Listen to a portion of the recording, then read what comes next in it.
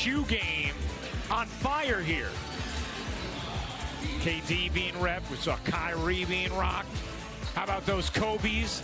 I mean, everybody making sure to show out here for the All-Star game. It's a little surreal to be sitting here. We're talking about the Kobe's that players are wearing. What do you think about the shoe game? What has impressed you the most? I love them. You know, I'm seeing a lot of different color combinations that I didn't even know existed, quite frankly.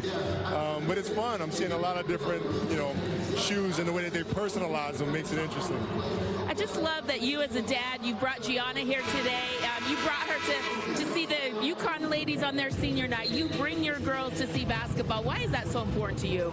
Well, it's important for them to see great basketball.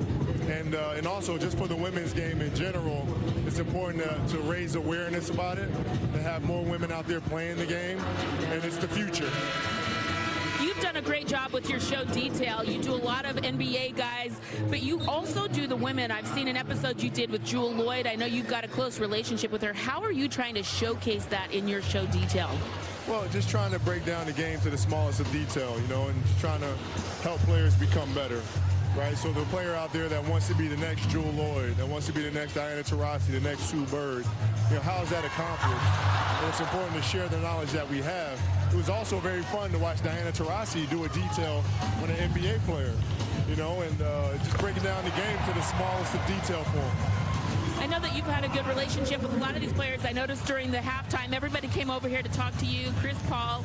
But, you know, Jewell Loyd's someone you've had a special relationship. You watch game film, you talk to her. What is it that you're trying to help her get to in her game? Well, I've known Jewell since high school. And so, you know, when she's at Notre Dame and now it's with the Seattle team, I've watched her grow. And we've been in the gym together. We spent time together working on the mid-range game, working on her pull-ups and threes and reading the defense and things of that nature. She's like a little sister to me, so anything she needs, I'm in for. All right, I saw some video, Gianna, she's got some game. How do you handle that as a dad where you're trying to encourage her but not overcoach or criticize?